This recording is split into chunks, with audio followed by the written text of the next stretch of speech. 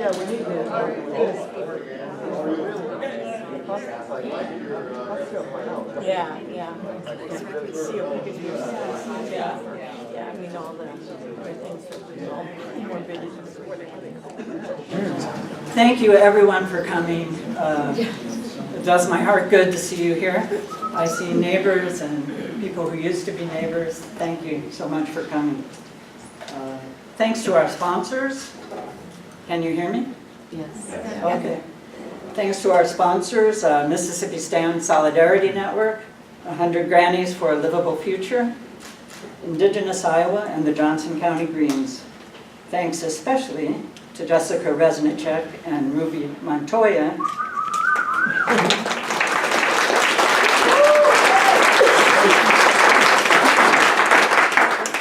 Catholic workers from Des Moines. Thank you for coming to share your story with us and for the important work you do to protect our water. The Des Moines Catholic Worker Community was founded in 1976 in response to the call for compassionate action, committed to simple, nonviolent lifestyle, living and working among the poor. While the Catholic Worker Community serves the residents of Des Moines every day, they also engage in activities that advocate peace and social justice. Ruby heard about the Dakota Access fracked oil pipeline while working with children in Colorado. She left her job there to stand with water protectors at Standing Rock and later joined Jess at Mississippi Stand in Iowa. Jess has a long-held commitment to peaceful, nonviolent approaches put into action while facing militarized police forces in South Korea, troops in Palestine, and in other areas of armed conflict. I met Jessica near Montrose, Iowa, on the day she pitched her tent and decided to stay. Together, Jess and Ruby blocked access to the construction of Dakota Access Pipeline at the site where they were drilling the Mississippi River. Over the last couple of years, the Des Moines Catholic workers have worked alongside a coalition of groups many of you were involved in. You all know how hard it was, how hard we worked.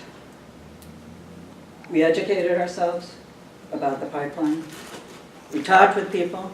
We wrote letters and editorials, made phone calls, signed petitions, spoke at public hearings, stood alongside farmers who had lost their land,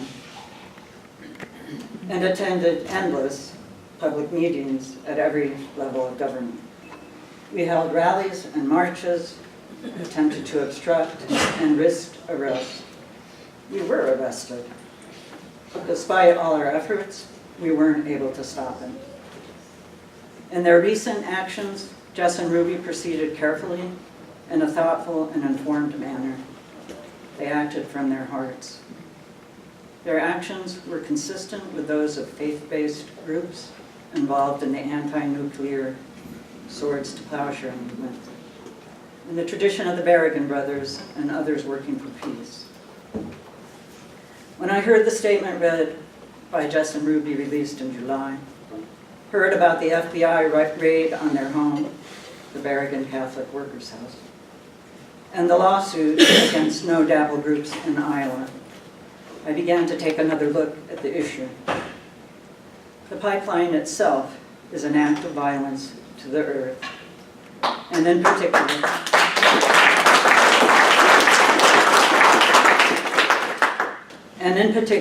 to Native Americans whose land was taken through use of force. It impacts all of us. A DAPL pipeline spill would affect drinking water to millions of people. It was completed in a terrible collaboration between government, industry, and militarized police forces. I don't think it's over. I have to believe there's something we can do about the oil that continues to be a threat to our water. How can we work together? What can we do? How can we be more effective? These are the questions that Jess and Ruby have led me to. I hope we can get to some of the answers together. Please help me welcome Jessica Reznicek and Ruby Montoya.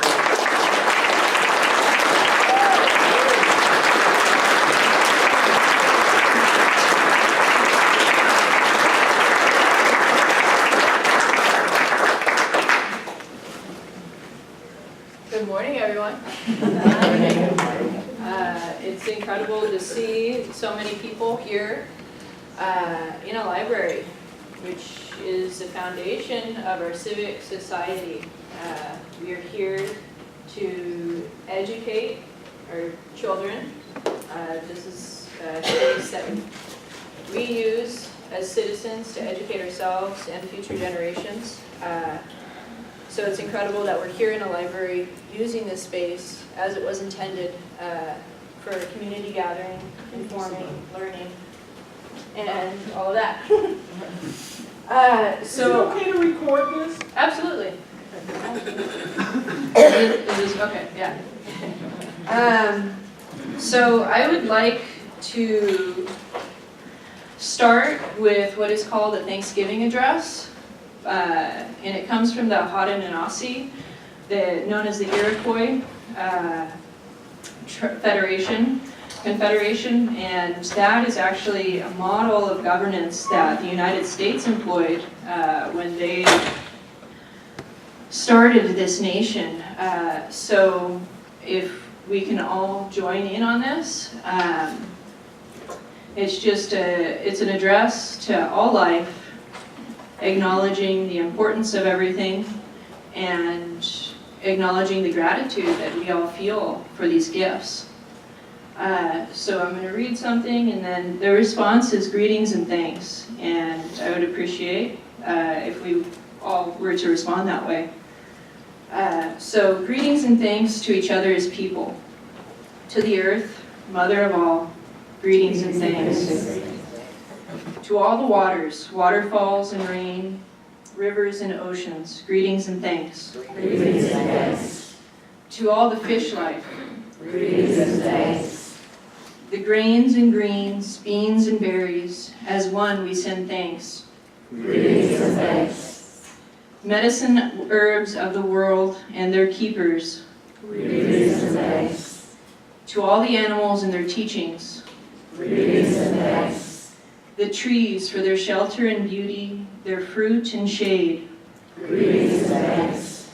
to all the birds, large and small, joyful greetings and thanks. Greetings and thanks. And from the four directions, the four winds, thank you for purifying the air we breathe and giving us strength. Greetings and thanks. The thunderers, our grandfathers in the sky, we hear your voices. Greetings and thanks. And now the sun for the light of a new day and all the fires of life. Greetings and thanks. To our oldest grandmother, the moon, leader of women all over the world. Greetings and thanks. And the stars for their mystery and beauty and guidance. Greetings and thanks. To our teachers from all times, reminding us to live in harmony. Greetings and thanks. And for all the gifts of creation. Greetings and thanks. For the love all around us. Greetings and thanks. And for that which is forgotten, we remember. We end our words, now our minds are one. Greetings and thanks.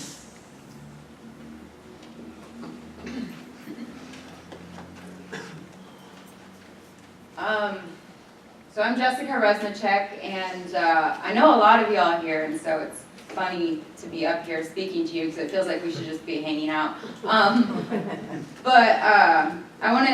I'm really grateful that Ruby read this today, both to center me at this time, because I remember when she first arrived at the Mississippi stand at the ditch camp, and we were having daily meetings and centerings, and Ruby first brought this, I call it a prayer, to our meetings, and I began to ask her to open with that prayer at the beginning of every meeting so that we can remember why we're all gathered at Mississippi Stand to stop the boring of the Dakota Access Pipeline under the Mississippi River. We're there to protect water and to protect life.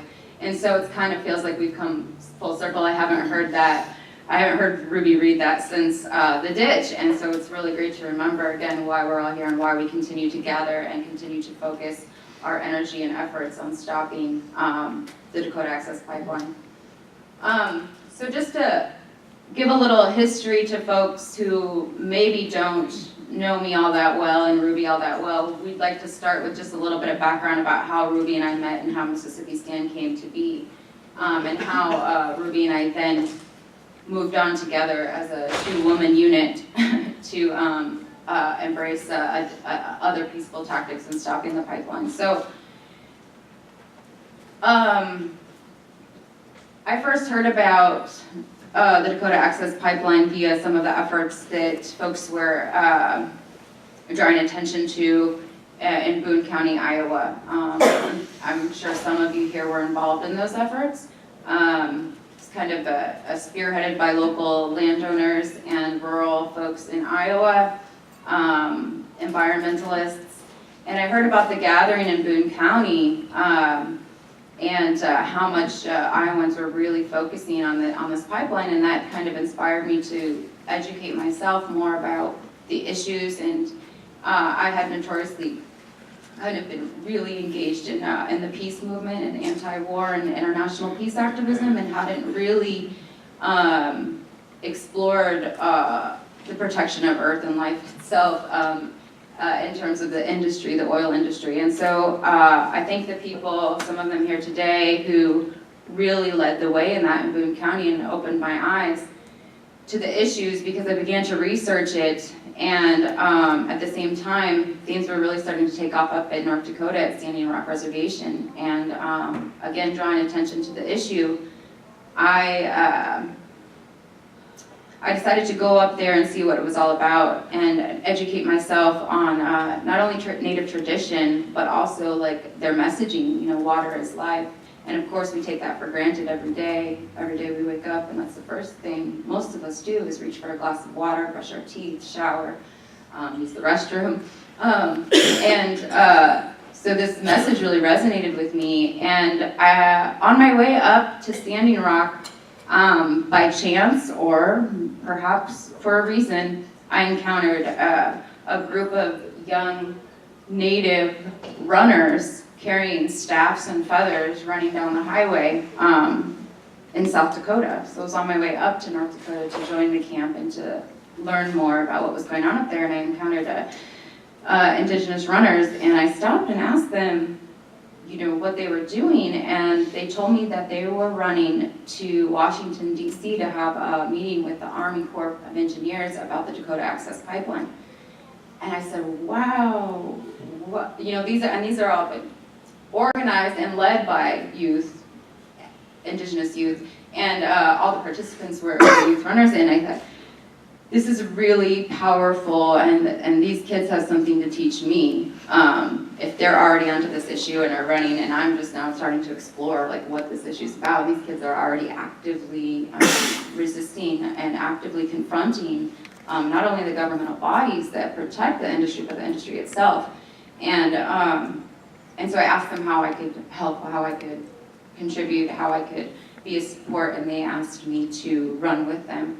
And at the time I was like, oh boy, anything. I know I told this story, but I was just like, anything else.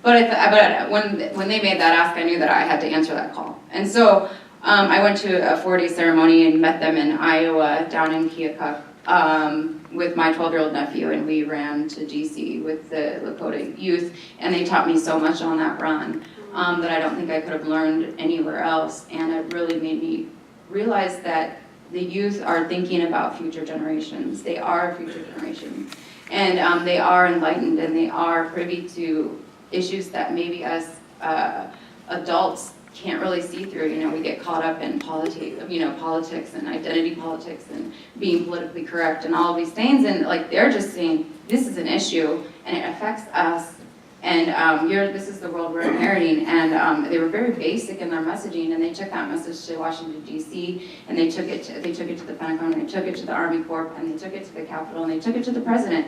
And I learned so much, and my nephew did too on that trip, that when I came back, I went immediately, when I returned to Iowa, I went immediately to Standing Rock and plugged in there for about a week, learned a lot. And the more I learned, though, I realized that I have a responsibility also to to organize and to defend the pipeline going through my own home county, Polk County. And kind of, I'm looking around Iowa and I see that folks in Boone County were really stepping up to the plate, and as I looked around Iowa, I was like, what's the most important waterway here to protect in Iowa? And that was the Mississippi River. To me, that spoke to me. I felt like, Standing Rock can stand their ground. Boone County, a very important waterway, Des Moines River up there, stood their ground, and then we can just spread this out and stand up everywhere. And so I went down to Lee County, where there was already, unbeknownst to me, a resistance there. I mean, I just joined an already existing resistance to this pipeline, especially with regard to eminent domain seizures. Really got into the network that was already existing and plugged in and was embraced by folks down there, and I embraced them, and I learned a lot from the folks down there. And that's when, a couple of weeks after I began an encampment right adjacent to the easement, the Dakota Access Pipeline easement, where Dakota Access was boring into the Mississippi River, Ruby Montoya showed up a couple of weeks later. And Ruby's spiritual grounding really spoke to me, because that was the spirit in which I was embracing things. And Ruby and I tried to facilitate daily centerings and prayers at the Mississippi River, and Ruby really led the way for the group at that time to stay focused on the issue, which is always appreciative to me, because we can often get lost in our relationships and our dramas, and Ruby would routinely just say, look, we're here for the water, and it's easy to remember that when you're camping on that waterway every day, and I think that's what was really special about that encampment.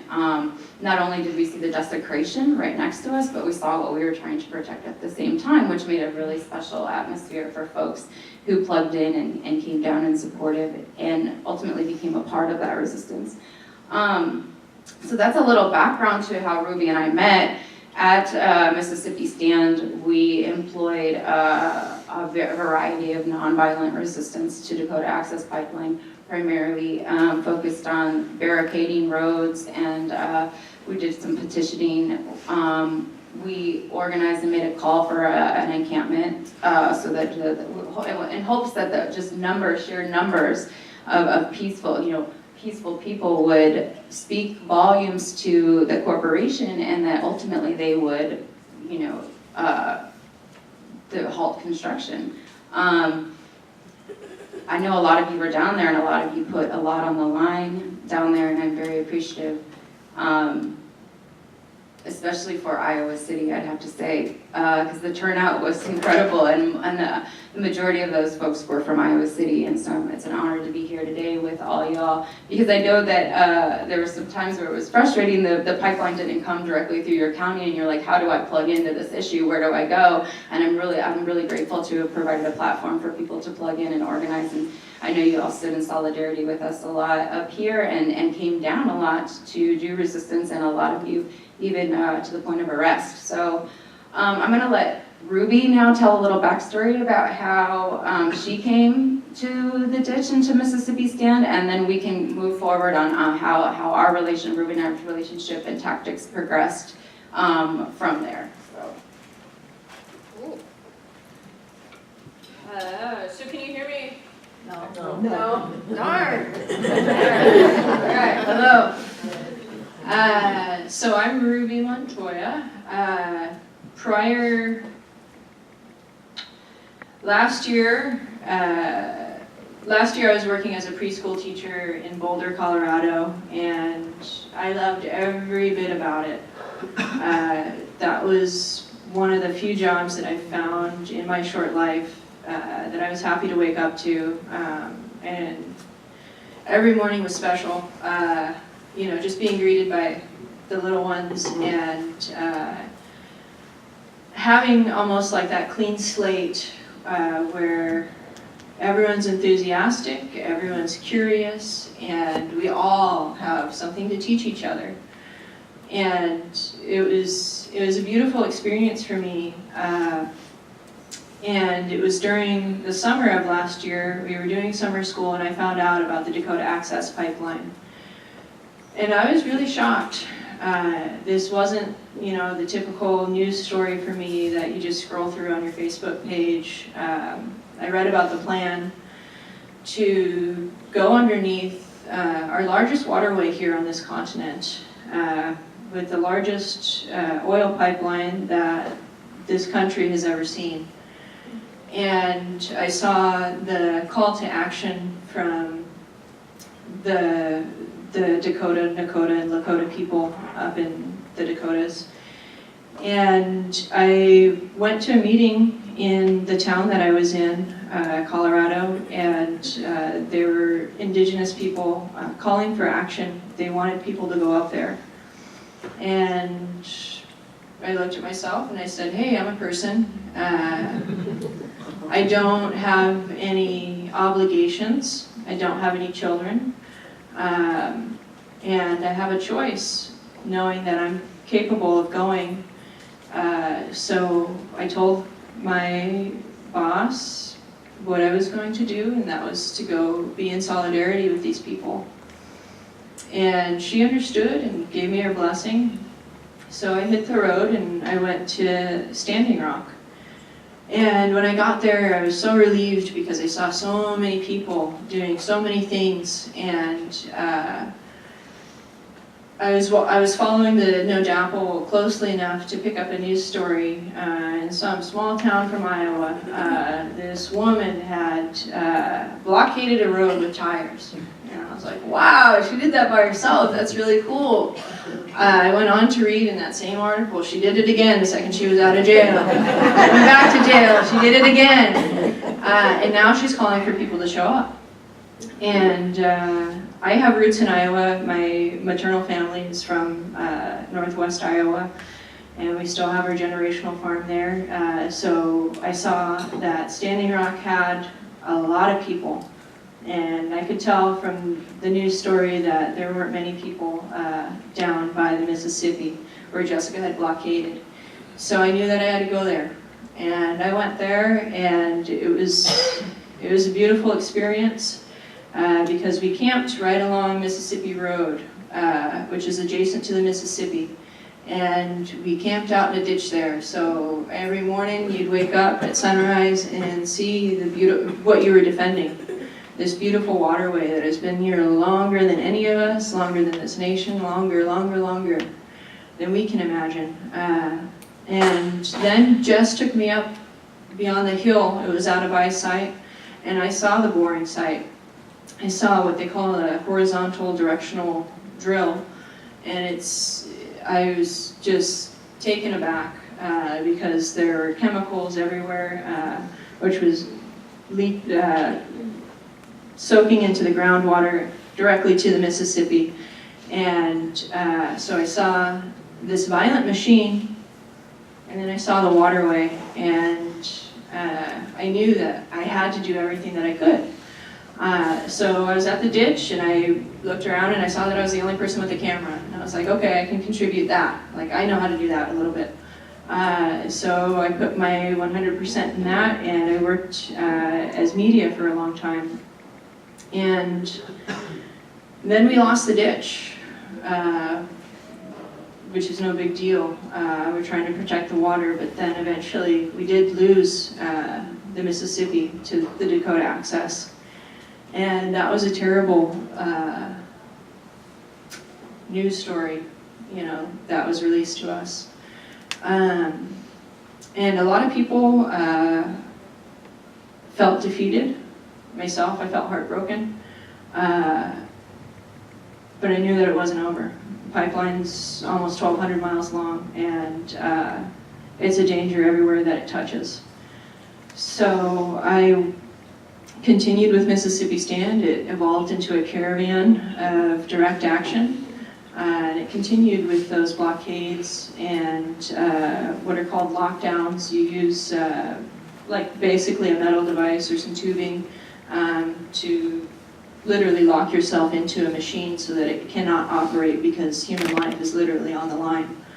And with that, we had with those blockades, with those disruptions of construction, destruction, we had a little taste of what it was like to actually stop construction. And that was good, but it wasn't enough. It wasn't enough because it didn't stop it ultimately. And, but having that little taste of construction stop for maybe an hour, we got up to 16. Some Mississippi standers occupied the pipe, actually, crawled into it and occupied it for 16 to 18 hours. And that was a beautiful thing. But also seeing that we're putting human life on the line. Human life is already on the line as we speak. Oil's flowing through it. But we're literally giving ourselves to the state, which we can clearly see is in collusion with these private companies and is not protecting the interests of the people, not even protecting the people themselves, regardless of our interests. So I had a personal problem with that. Sacrificing people to the jails. And it was the night after, the day after we lost the Skunk River, which was another battle that we lost to this corporation. And I met with Jessica, and we were on that same page of we have to stop this, and we have to be willing to risk more of ourselves. We have to be willing to sacrifice more of ourselves in order to have more effective results. So Jessica and I brainstormed, and on election night, serendipitously, we lit some matches to some bulldozers, and we shut that construction site down. We're modest in our estimations, but it was at least for a day. I imagine that it was for at least a week when you really dissect everything that has to be done after that. So we saw the effectiveness of that. No one was arrested, no one was hurt, and the machinery which is being used as a weapon against the earth, against ourselves, against our futures, was temporarily put on pause in a legitimate means. So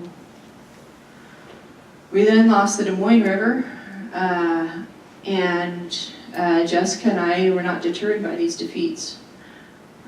So we began to research what it could cut through steel, because fire just wasn't going to cut it.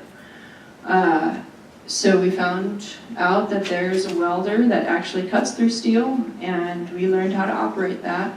And we went to these empty valves that are all across this state and throughout North Dakota, South Dakota, and Illinois as well.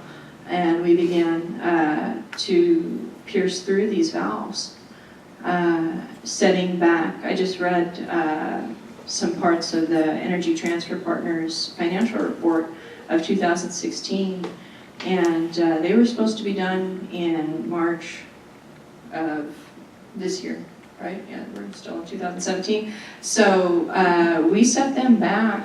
Oil didn't begin to flow at least until June. And we were only 2 people taking on this multi-billion-dollar corporation. But we were able to have that effective dent and at least a pause in the danger that this pipeline presents itself right now. So we were only 2 people, and we were able to do that. And that's a big impact. And it is a lot of personal risk. But when you look at you take a step back and you look at what is at risk by the existence of this pipeline, our personal risk is really inconsequential to at least my personal responsibility that I feel towards those kids that I left. So it's an effective means. It's also non-violent. I've heard people say that it's violent. And really, the idea that taking fire to machinery when no one's around, there's nothing extra to burn. They had already clear cut, unfortunately, and they had already desecrated the earth. So to take fire to metal Metal is not a living being. And the idea that property destruction is somehow violent is an unexamined belief that many of us hold, especially here in the United States. It's unexamined, and if folks were to look at the history of the idea of property and how it has been used as a means to separate, divide, and control people, they could clearly see that no, that unexamined belief is in fact state propaganda. That also needs to be dismantled. We need, as a collective, to examine our beliefs, fact check even, and check our intentions on that. To be able to think critically. We're in a library, we're here to learn all this stuff. We need to think critically instead of these knee-jerk reactions, instead of these tweets or whatever. So, property destruction is nonviolent. I never did a thing that was malicious, that was angry, or even to taint the actions that we took. And that's sincere. So for folks that are confused about violence and nonviolence, I ask that you examine those beliefs and you examine your intentions, and we unravel those things that bind us, so that we can move forward effectively, so that we can stop this pipeline, because we still can. There's not a damn reason that we can't. And we need to. We still need to. It's not one more pipeline. It's not we're going to the next pipeline and this pipeline. No, we have to stop this one. And we stop the next one. But we have to have a victory now as a people. Because these are our lives. These are our children's lives, more importantly. And we have a responsibility to do that. To make those sacrifices so that others can live peacefully.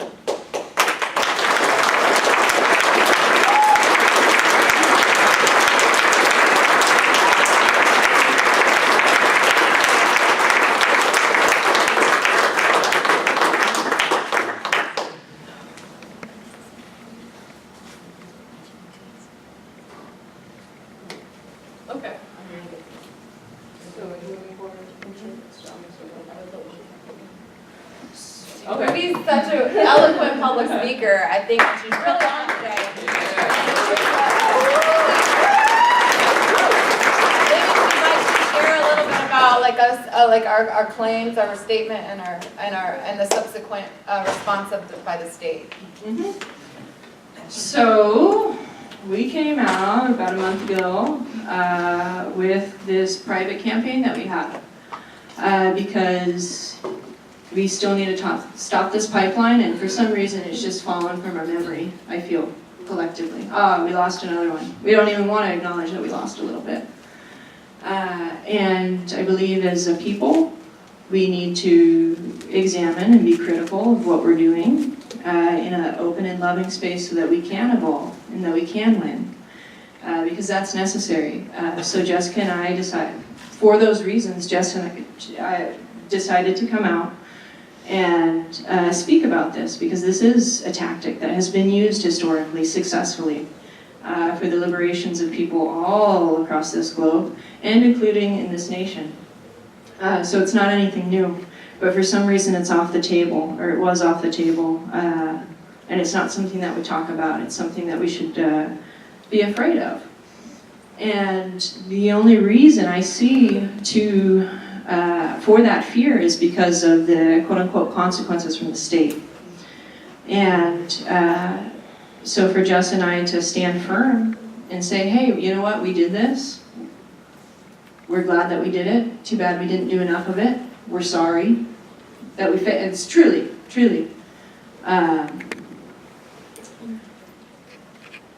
because I do feel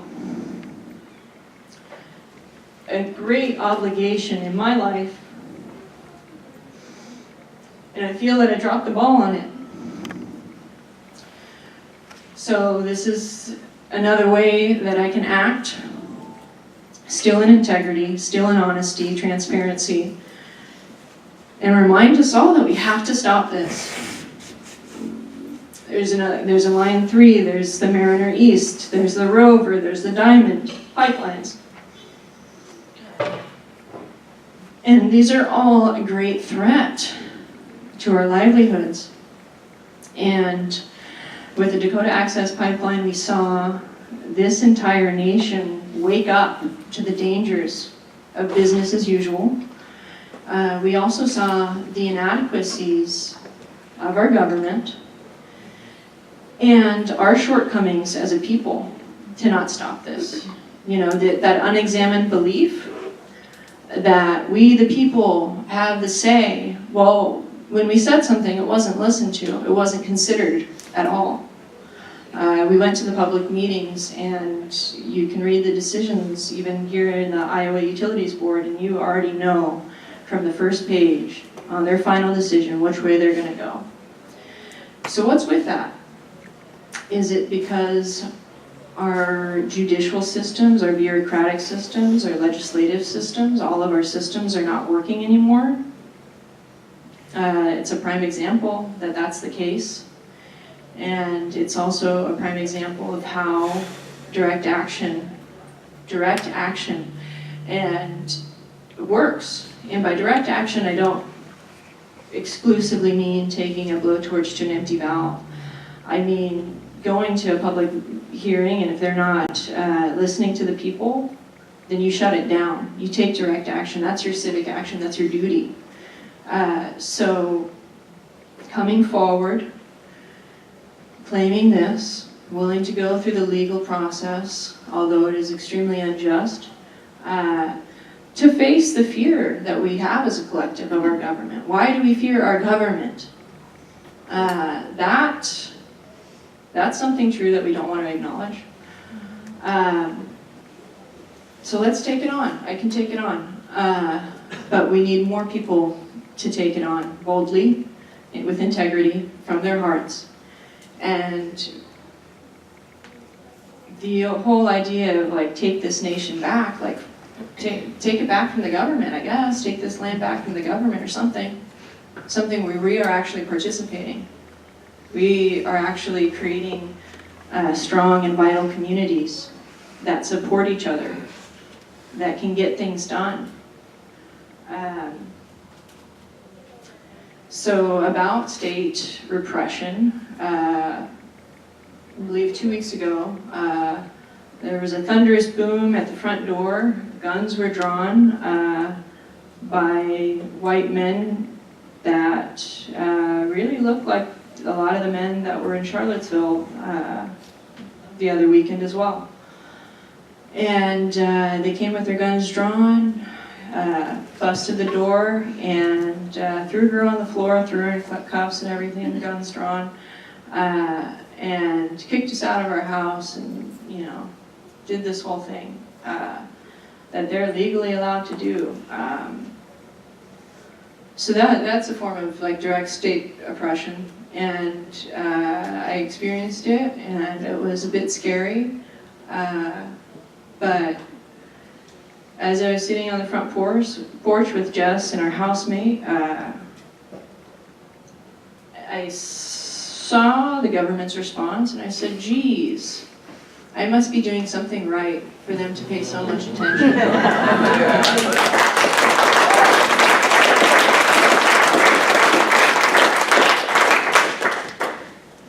So, it ain't no big deal. It sucks, but this is the reality of the situation. That can happen to anybody. It does happen to so many people on a daily basis, these raids. So we live in this country, and it is oppressive. It is violent. And it's something that needs to be confronted through personal risk and through strong communities that stick together for what is right. And that is protecting life itself. It's just the basics. You don't have to go into these ideologies. It's just the basics. So, yeah, things are kicking off. And I'm happy for it because now we can talk about it openly. Property destruction, it's a viable thing. It's nonviolent, which is great, because I don't think that you can do that whole ends justify the means thing. That line of thinking comes from the government and how they have excused genocide, continuous genocide, and that's something that's intolerable. And if we are trying to create better communities, we can't cut corners. We have to act with integrity every step of the way. So the ends don't justify the means, and I believe that's ultimately why we stuck to nonviolence, because I don't want to have to excuse my behavior ever. I want to be able to stand behind it. So that's something to keep in mind as we all move forward in the many struggles that we have. We're boxed in, you know. And individually, we need to answer that call of responsibility that we each have, and that means risk, and that's okay. Since coming out, like, it's been this really reassuring, comforting thing that it doesn't matter what the government says, it doesn't matter what propaganda they are spewing, because that human connection that I share with many of you is legitimate. And that is something that can never be trumped by fear. It can never be trumped by some ideology. It is something that is legitimate. And that is where our power comes from. By being secure in your integrity, in your connection with life.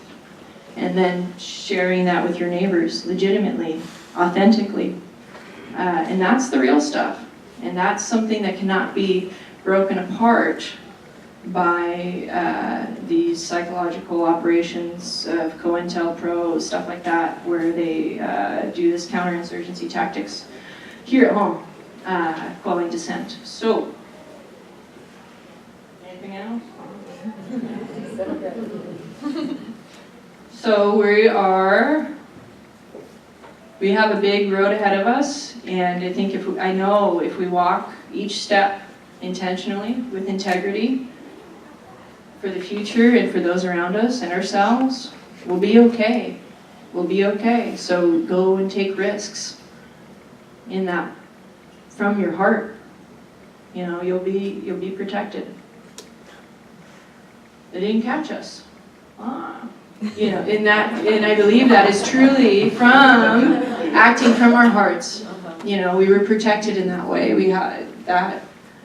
That is something that cannot be touched by fear. So you don't let it in, even when they are pointing the guns at you and throwing you on the floor. It doesn't matter, because the only tactic that they know is fear, and that's how you let them in. You don't open that door. So. Yeah.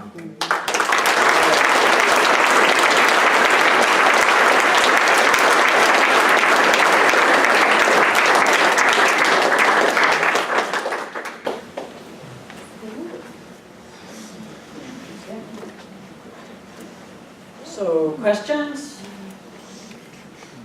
for these wonderful women? Thank you for your bravery. And thank you for cutting into that almost trance-like thing we live under in this country about our government, our relationship to it, that fear, that trance that's very heavy. And it's not easy to break through that. And so I appreciate the way you're standing up and the way you are teaching us how to stand. And my question is, what's next? You know, how can we support you? And what do you see as viable actions for people going forward? Like just some suggestions. Thank you.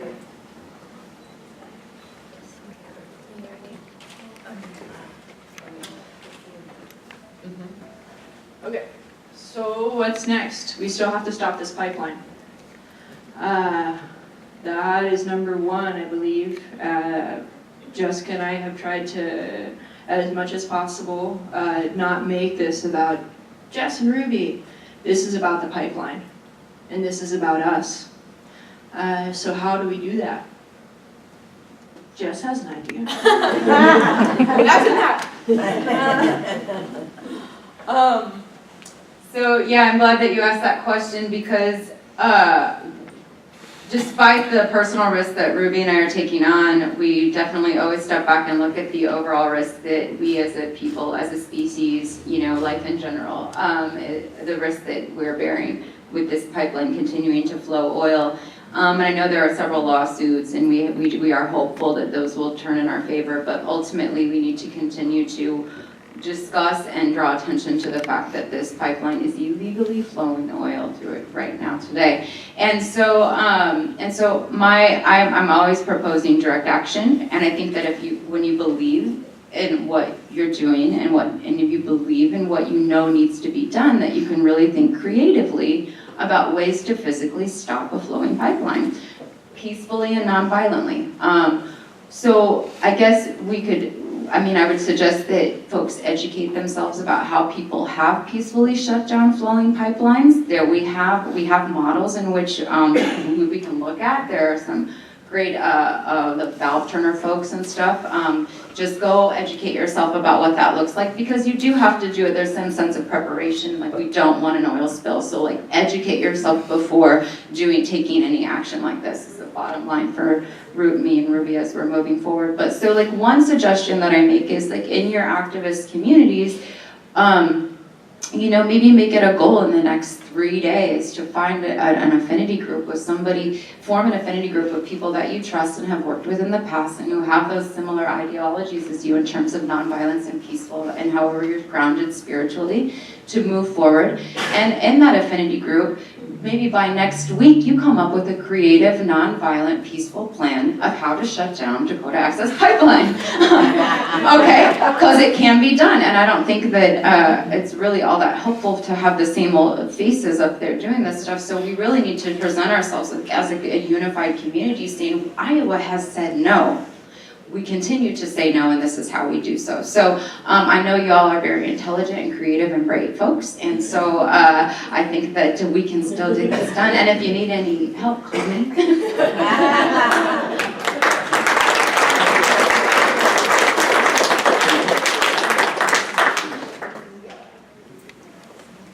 What is next for you personally as far as proceeding through the court system? Yeah, so after the raid, I think that was maybe their step one, and then step two is to get an indictment, and the way they do that is they summon what is called a grand jury, and that's a really archaic process. Think of like the witch trials, where you have the persecutor and then the public there, maybe 13 to 23 folks that don't know really anything about the case, and the persecutor is up there saying all of these things, and then that public group either says yes or no to an indictment. So that has yet to happen. In the meantime, we have a great legal team. Federal Attorney Bill Quigley, who has worked with a lot of plowshares, Catholic worker activists, and Lauren Reagan, who is another federal attorney who has experience in defending people who attempt to defend land and resources. And then we also have the Climate Defense Project, whose a project of 3 recent Harvard grads that are really into setting the precedent of using direct action to fight this climate crisis that is upon us with the simple common sense, like, hey, we need to do this, and that's called the necessity defense. So all of our ducks are in a row, and wondering to see if the other shoe will drop or not. So they don't have a smoking gun, so, well, I don't know. We'll see what happens. So I want to make a comment, and I'd like to ask you a question. You made a very good statement that some people are accusing you for being violent, whereas the entity that you are trying to harm maybe this much has harmed hundreds of people, thousands, maybe tens of thousands of people and land and etc. in the context of class benefits. One thing that worries me a lot in our society is the concept of class is almost feared to such an extent. It is considered cliche or ideology, but it is a reality in our society. Those who have want to make profit to the sky, not caring about at all about the middle class, about the working class, who are suffering under the violence that you went through. So the reason why I'm bringing this up is if we educate ourselves and our society in the context of class and put everything into appropriate context, this is class war, what has happened up there. It isn't only not respecting the Indian land or Mother Earth. It is class war. So we should understand this. I know some people have, ooh, oh my gosh, ideology type of a knee-jerk reaction to this kind of understanding, but this is how I see it. So in that context, I don't think there is any violence in what you have done, because those machineries were used as a weapon of violence against people living there.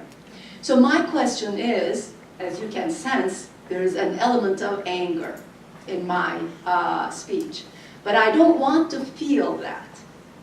However, when the government teams up with the upper class, running after profit, not caring about our future, our land, the earth, and what happens to the masses of people in the country, it's kind of difficult not to be angry.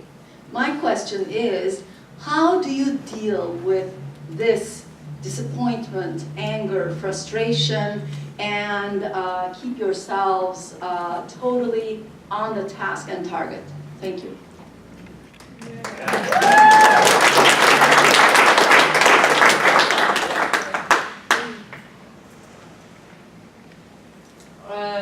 That's a great context to put it in.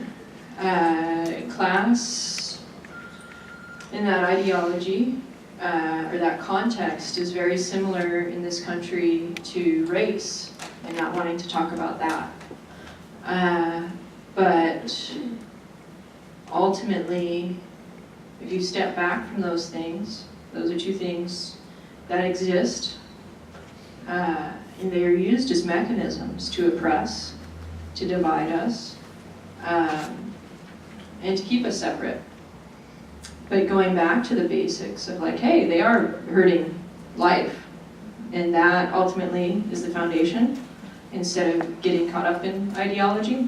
And then as far as the anger, that is a common reaction. And sometimes it's a justified reaction. But for me, the question is, am I responding angrily? Or do I acknowledge this anger and I step away from it enough to not let it consume me, and then figure out how I can go about in a harmonious, in a productive, although that may be, I may still have conflict, I may still seek conflict somehow, but how do I do that without being overcome by anger or frustration or despair, disappointment, all of those things. So acknowledging those feelings, stepping back, and figuring out how to best proceed has been really helpful for me.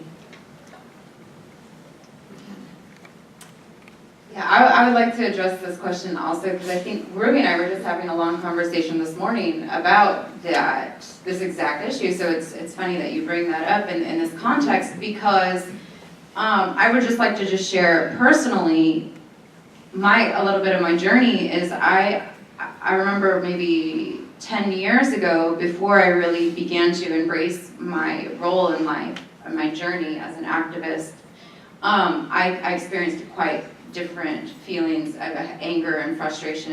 And I think that I've seen myself progressively manifest into a more peaceful, centered person over time via my own actions. So for example, with this pipeline, when we look at it, yes, ultimately we have failed still at this point to stop this pipeline, and despite all of the efforts everybody in this room has made at various levels.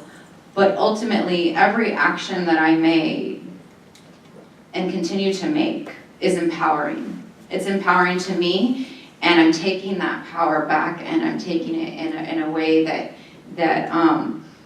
it makes it truly mine, and nobody can ever touch that. Because I'm every morning, you know, I wake up, and now Ruby and I are like in this legal realm of resistance where I really don't want to file a motion or really figure out what your motion even says with your legal mumbo jumbo. But that's a very frustrating process, especially going into a courtroom scene where it's unlikely that we'll actually see justice exercised. But as long as I know who I am, and I know that what I've done, similar to like Ruby's reference to like us always staying in nonviolence, acting in nonviolence, and in the way that we presented ourselves and brought ourselves to those construction sites, I know who I am, and that nobody can ever touch that, and nobody can ever take that away from me. And that's very powerful. That's a very powerful place to be. And I would just like to also say, like, what you're how you're expressing and how you're presenting, like, Ruby and I's activities is actually the same. I don't know how much y'all know about the necessity defense, because that's the defense Ruby and I plan to use. And essentially, it's saying, like, yeah, Ruby and I acknowledge that we committed a crime. Like, this is the idea, the premise of the defense. We committed a crime, but it's to prevent a larger crime from happening. And in this scenario, class 4, they've committed countless crimes. So I mean, like, we can go on and on. But it's the same kind of ideology of, like, if a building were burning and there's a baby inside, I'm gonna break a window and go in and get that baby and bring that baby out. Okay, so I broke the window. Yeah, okay. So it's somebody else's property I broke it. Oh, geez, there's a baby inside and the building is burning. Come on, people. So, I mean, that's the premise of, like, and so we hope to be able to exercise and have our voices heard and even have the judge allow that defense to be used, but those are the exact kind of things that we're trying to present in a legal fashion these days.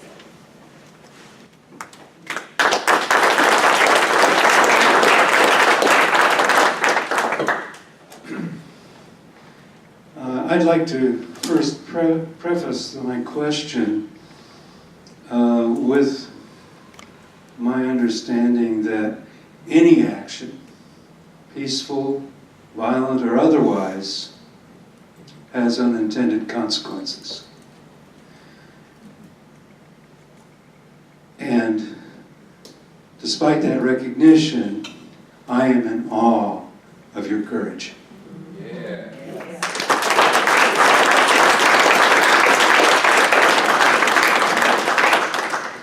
I spent a year in Valdosta, Georgia, going through pilot training in 1969. And one of the things we talked about, I think, in almost every briefing was Murphy's Law. Does anybody remember what Murphy's Law is? If something can go wrong, it will eventually. My question to you, have you, to this point, experienced unintended consequences? And do you have concerns for unintended and unwelcome consequences that might occur based upon your action?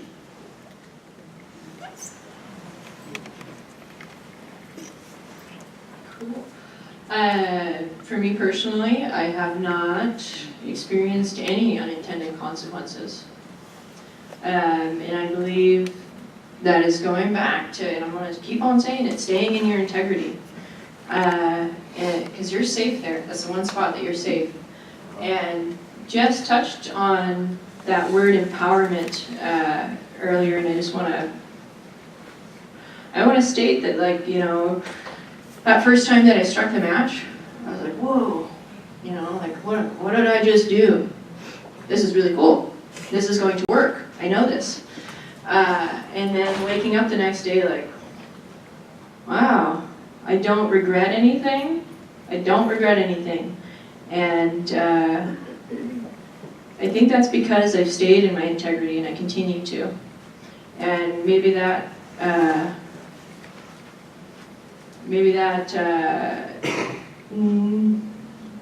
invalidates Murphy's Law, maybe, just in this weird energetic space that we're in. But yeah, something that, if something can go wrong, it will go wrong. The pipeline is gonna leak. So we gotta shut it down now.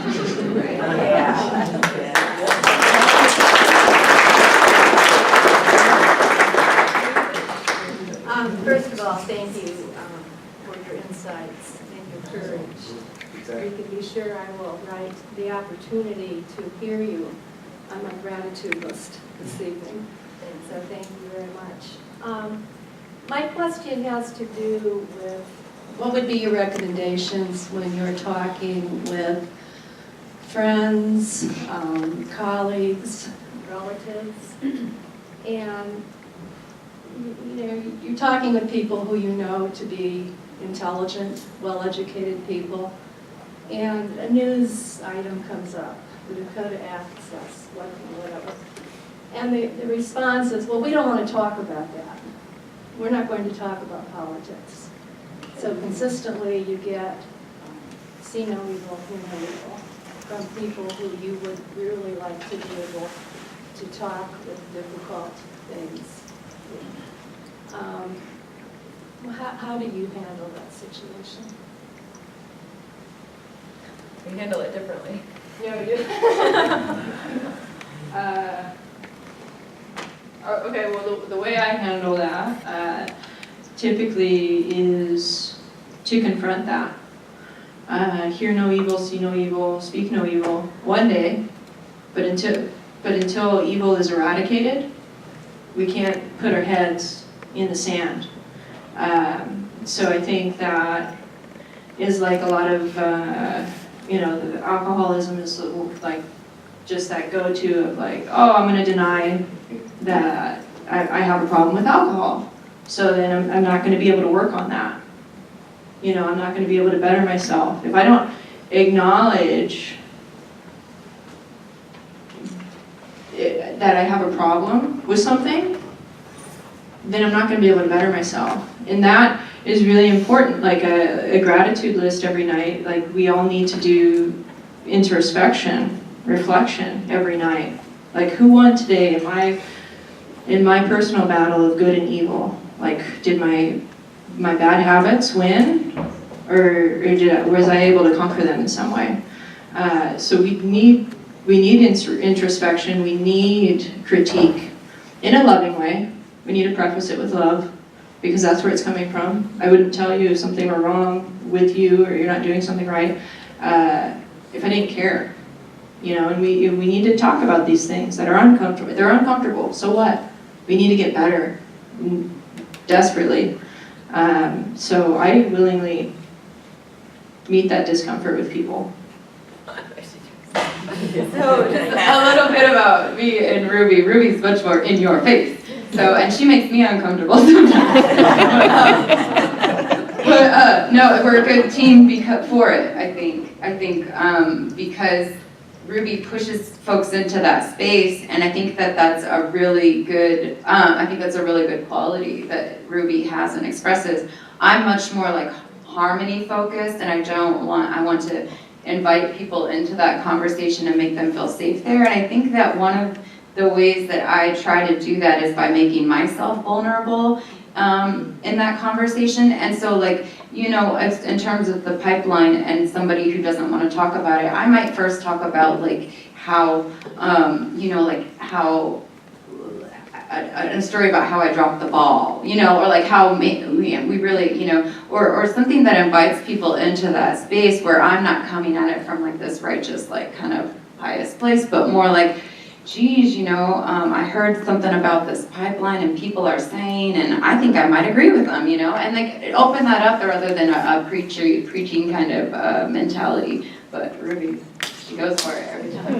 But making yourself vulnerable ultimately is the way that it allows that space for others to feel open to you. I have a very basic question to you. Have you planned or are you planning to do any workshops on welding equipment?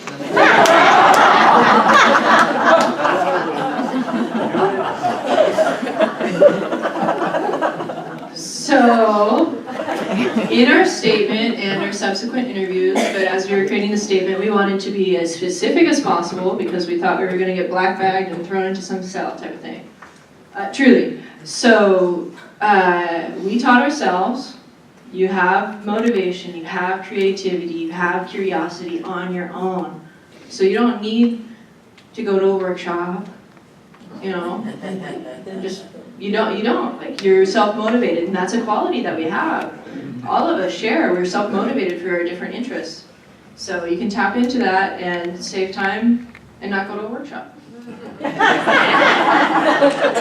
also, just because I'm very mindful about the Murphy's Law, so obviously, like, you can't use a welder on a pipeline with oil flowing through it, okay? So this would be a tactic used for a different pipeline. So I'm always kind of like, you know, driving that point home, like we're not trying to get a bunch of young or old people out on a pipeline with oil flowing through it. So, I mean, definitely looking down the road, that's something that you can do with an empty valve, empty. So always trying to be like preventing any kind of backlash, unintended backlash. Hi everyone, can you hear me?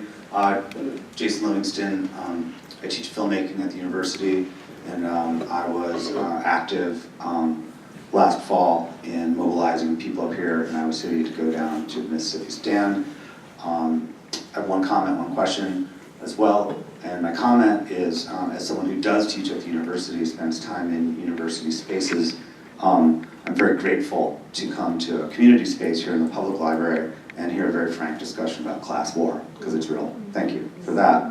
Also, my question it is this, and everyone in the room, if you have not yet read some of the coverage and interviews with Jess and Ruby in Democracy Now!, I would point you also to Unicorn Riot as a very important media source. And today in The Intercept, there's a very long article just came out detailing some of TigerSwan's work and Defend Iowa's work to surveil and disrupt the resistance here in Iowa and elsewhere. But so in my capacity as someone who tries to share your story and work with the media in some occasions, it's a bit of a technical question. You've talked a little bit about it, but a number of people have asked me, why did they get out in front of the story? Why did they decide to, without getting caught, make it known that they committed these acts? And so if you could perhaps share a little bit, I would be very grateful, because I can then pass that on in good faith. Lots of reasons. I think that maybe Your question was geared directly toward Intercept, and probably, like, I haven't read it yet, so I'm sure it's a pretty good read. So I'm going to touch, there are lots of reasons that we came out and claimed it, lots and lots. Primarily, I think we focused on before is because ultimately oil continues to flow through the pipeline, and we need to really keep focusing on this issue. That's the primary purpose of coming forward. I think also to share and encourage and tactics that we used for future pipelines. So that's another, like, obviously that was an intent of ours. And but in terms of the Intercept, we spoke with Eileen Brown several weeks ago, and a lot of that TigerSwan intel on Ruby and I was complete misinformation, a lot of it.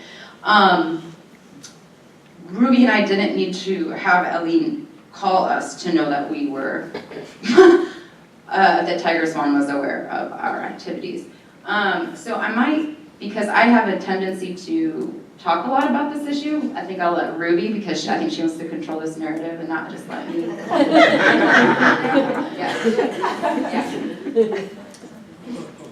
Yeah, that was a big question for a lot of people, like, great that you did that, but why the heck did you claim it? And it's because we need to stop this pipeline ultimately, legitimately. So now literally our lives are on the line and potential life incarceration, to remind people that this is still an issue and that we need to do something about it. We need to take risks. Also, to show that, hey, you can do this and not get caught. You know, like I don't recommend anybody like go and do a statement or anything like that. But the point being, like, hey, we did from point A all the way down to Z in the terms of nonviolence that I could think of. And that was the marches, the boycotts, the petitions, the public hearings, everything. Okay, that stuff didn't work. Okay, so let's try this more direct action approach with property destruction. Hey, this is really effective. And you know what? We didn't get caught. Maybe the state isn't so omniscient and omnipotent that other people can do this too. That they are, you know, because I'm like pretty green on this whole activism thing. I'm originally from Phoenix, Arizona. Civil rights, immigration, those are issues, not so much environment, unfortunately. So I was used to that arena, and then this arena, I got on the scene and I was like, I want to stop the pipeline, whatever that means. Okay, I'll hold the camera. This is how I can contribute. And then again, being pretty green, not knowing what security culture is, and I'm like, well, why don't can't we just stop the machine, can't we break it? A lot of people thought I was a cop. They told me to not. They told me to not work with her. But experiencing that, like, hey, I'm proposing this thing, and I get security culture a little bit better now. But those things were completely off the table, and we were only allowed to act in this realm. And well, shucks, that doesn't work. So what does work? This works. You don't have to get caught for it. We're here to tell you about it. So that's, yeah.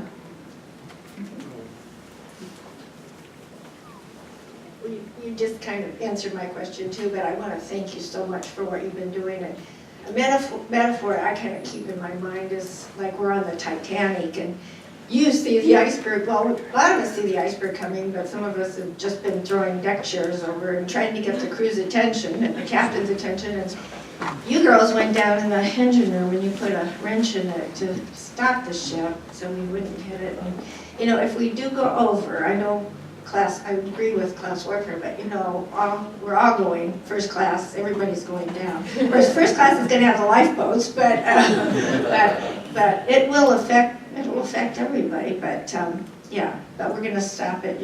With your help, we'll be with you. Thank you.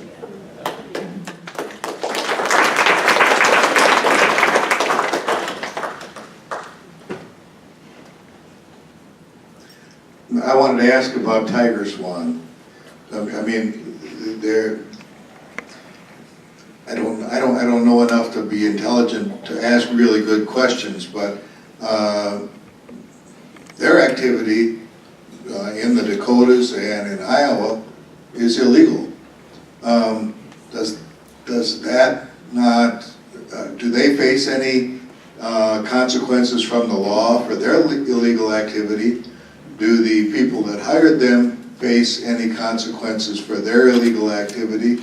And does their illegal activity help you in your own defense? So you might, just talk a little bit about TigerSwan if you can. I've never read any of the Intercept. I've never actually personally read any of the Intercept reports. The only conversation I've had regarding TigerSwan was with the journalist from Aileen Brown from the Intercept, an independent media source that basically is a whistleblower for TigerSwan activities. So I personally don't know, but what I do know is that through that conversation that I had with the journalist, it was the information that they had on me was just not at all accurate, and so I find that as beneficial to our case moving on if the federal government is cooperating with a source that is essentially illegitimate.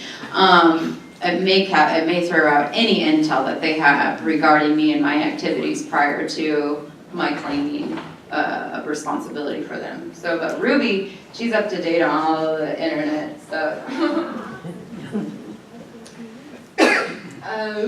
So TigerSwan is paramilitary. What that means is that it's a private entity that is not held to the same standards as the military, though they use military tactics. And that is something that we've done as a nation abroad for how many decades? So it's interesting to see that here at home, used against our people. And so that's something to highlight. As far as the legalities of their operations, they are actually licensed in Iowa as of February of this year. They were not licensed in North Dakota. And I think it's irrelevant whether they're licensed or not. It's paramilitary, it's dangerous, they're dangerous, and it's also a distraction. TigerSwan, nor the FBI, the CIA, or any other acronym, ever hindered my ability to act. I did see it put fear in comrades. I did see comrades give energy to TigerSwan and defend Iowa and yada. Those are distractions from the issue. And they're really, if you don't feed them, they don't eat. So that's the way I look at it. So back to the issue, don't get distracted. They're there to distract you and put fear in you. And keep on keeping on in that sense. Thank you.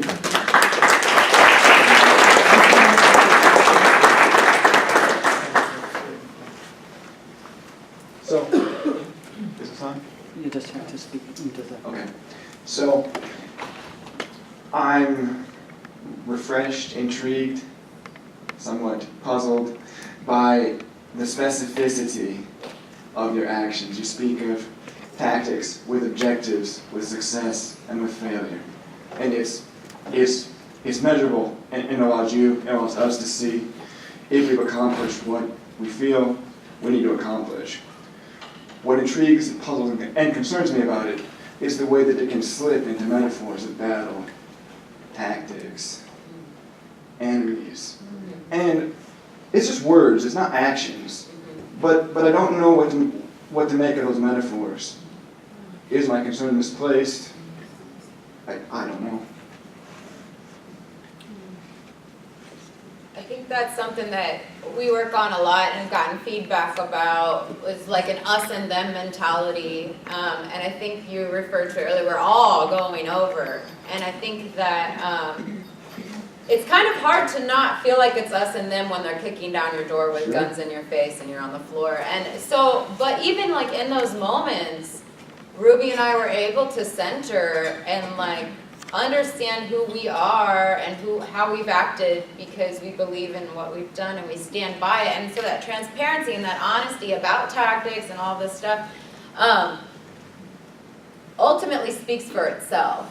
You know, I've always said like I hate public speaking because it's really difficult to really articulate you know, what's coming from inside when I'm asked to speak about an issue. I've worked in war zones, conflict zones. I've done international peace work, and it's always more difficult to come home and talk about it for me than it is to actually even be in a conflict zone. And so I think choosing words carefully and is helpful to keep that narrative, to keep focus on what it is that we actually want, which is essentially like conversions. Like, we want people to come to our side.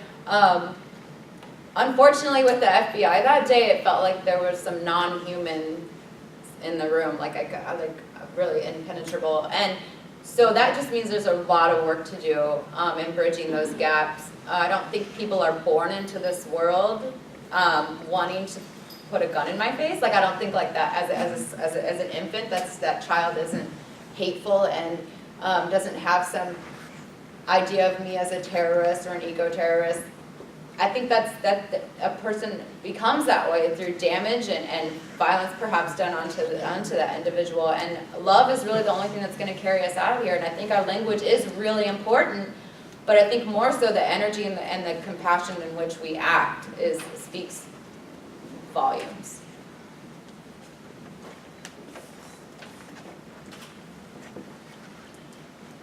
A moment. I'm just so happy that you're here, and the question I was going to ask has already been answered in many ways, like what's the best possible way that I can support you and that we can support you. And just by being here, I felt my fears going like this, and to know myself is important to me. And being at Standing Rock and being with the elders that I was fortunate to be with for 9 days, every single day I heard them say similar things to what you're saying. And when I came back from Standing Rock, my tendency is to drift into self-righteousness or something, like trying to describe the unprecedented feeling I had on this turf, so close to where I was born and grew up, and then try to explain that. And then hear people say, no, that didn't happen, that's across the ocean or whatever. So when you have brought this to us today, you're helping me to see what, I don't know, Einstein said it maybe or something like that, that in order to get out of this mess, we have to transcend the cycles that got us into that mess. And so when I start to say how perfect my answers are, I start sinking down and being judgmental of someone else. And I'm just so grateful that your presentation reminds me to examine myself, to see why it is that I allow my fears to be as big as they get, and then to look around and right here I see my fears being dissipated. I'm not alone. I'm interconnected with others. And I have role models, and I guess if I had a specific question, I studied Gandhi a little bit, and I keep thinking, well, what can I do? What can I do? Okay, I'll go step and fast, but you did that at the Iowa Utilities Board. I'm trying to think of other strategies, and I will not rule that out. But if you have any other ideas, or anybody else here has any ideas and wants to do them collectively with me, I keep thinking of terror cells around the planet. Well, I want to create joy cells. Yeah. Visit Gaia's Peace Garden, we'll discuss that.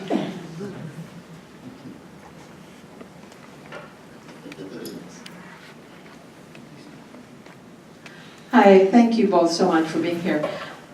Thank you so much for what you said. I want to just share some thoughts I have about anger. I was brought up thinking I wasn't supposed to be angry. And I wake up, and as I became an adult, I woke up every day as I learned more and more about life. I woke up feeling angry. And I made myself swallow that. And I was suffocating on that. There's nothing wrong with anger. Anger is really powerful, and unfortunately, it's unfortunately used in negative ways, but it can be used in really positive ways too. And that's how I survive. I wake up every morning angry at what's going on in this country and what's going on in this world, and I try not to, my secret is, or my strategy is, not to react. I want to respond after giving it some thought, but I want to also validate how angry I am, because that is powerful, and that helps me keep making my journey as productive as I can. And that's what I feel from both of you. We're all angry here, and that's valid, and I applaud that. It's just how we use it. So thank you.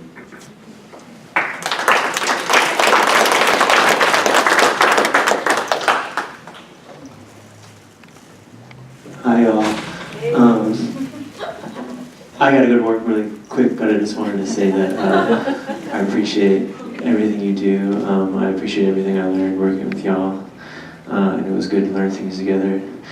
My heart's like beating with joy right now, but I just wanted to get your ideas on how we could advance like the narrative that property destruction is not violent in any way, because I feel in the United States everyone thinks it's an inherently violent thing, whereas in other countries political violence and property destruction is just an everyday thing, and how we can advance like the idea that property destruction can be used to combat like white supremacy and colonialism and capitalism.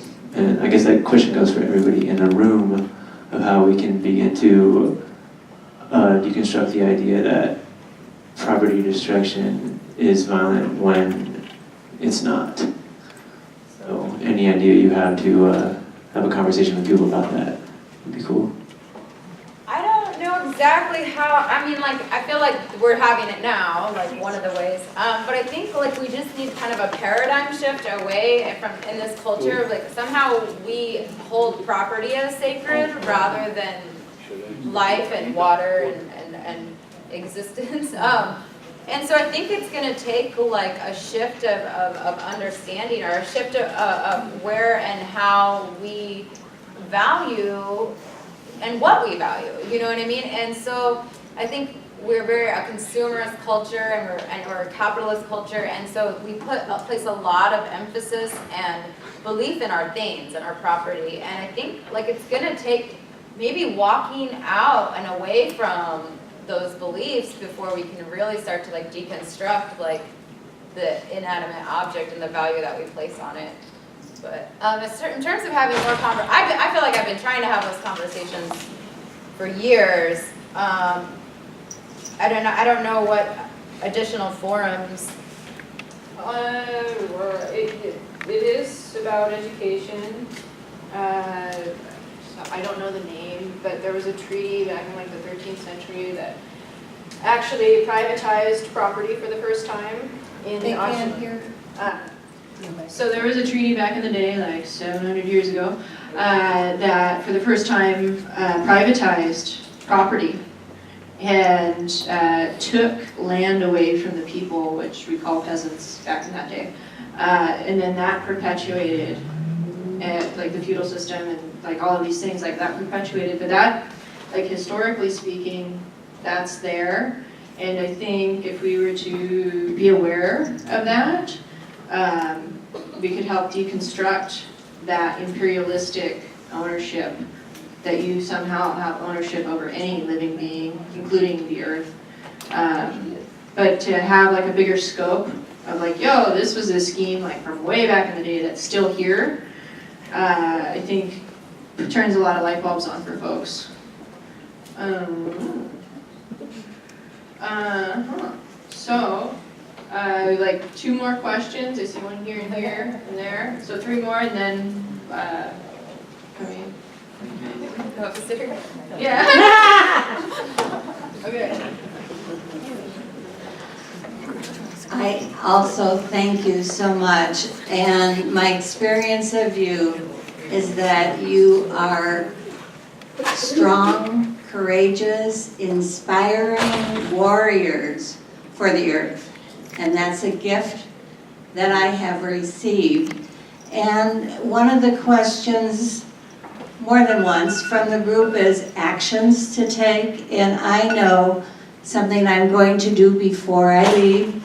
There is a jar to help with donations for your defense, and I will be contributing to say thank you to you.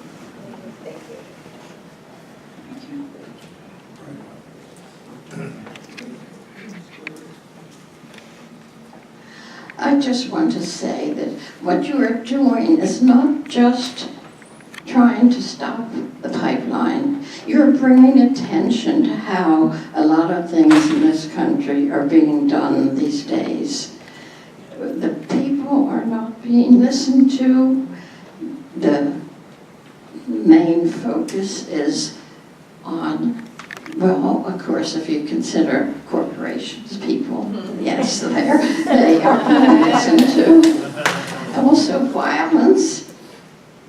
Your emphasis on nonviolence is so important for people to hear these days. So I want to just mention to you that you are doing a lot more than just trying to stop the pipeline.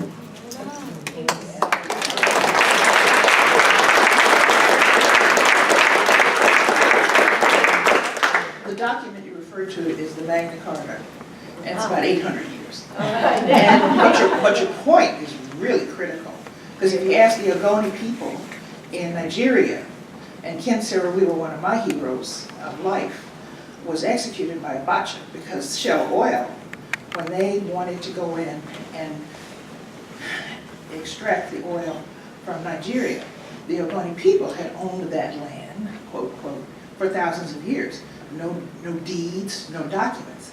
And Shell didn't know how to handle dealing with the people. So they went to Abacha, who was the president. Abacha got paid off. The people got screwed, and Abacha killed Ken Saro-Wiwa and the 7 other leaders that he had who worked with him.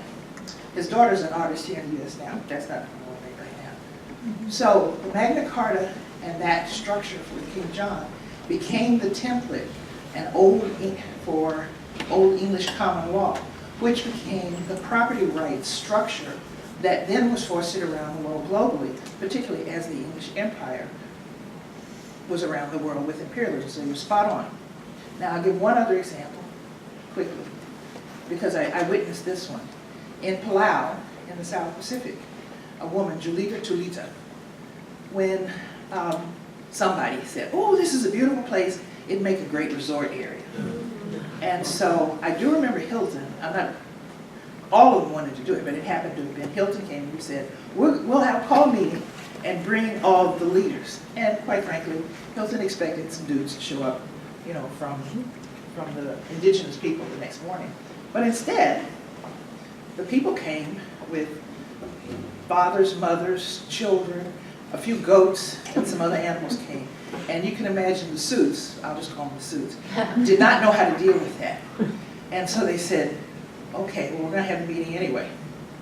And they said, okay, we want to do this, and it's really great, because it's going to make you rich. And Julita, who happened to have been the chief, which they weren't prepared for either, stood up and said, she told this story at a group preparing for the 4th World Conference on Women in 1995, which was in Beijing, but we were in New York at a conference. She stood up and she said, well, we hear you. But you see, right now, if someone is hungry, they can fish.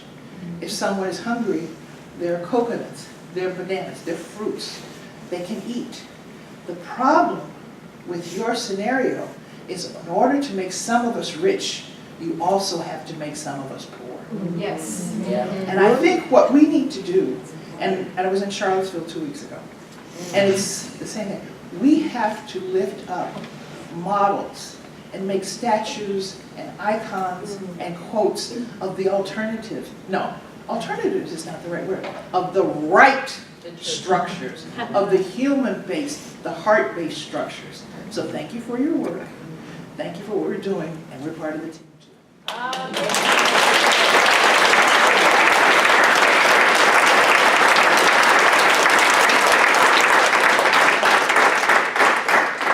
Final words. women?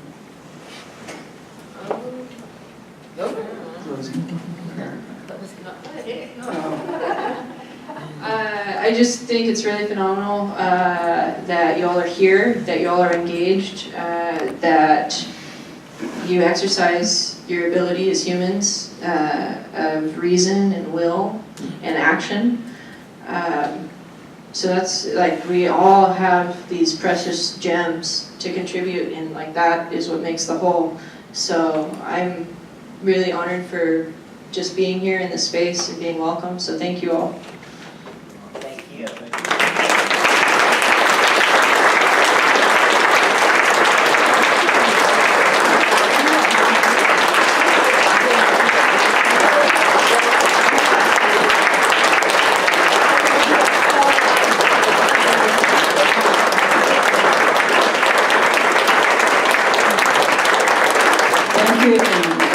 Thank you, Ruby and Jessica. You give me hope.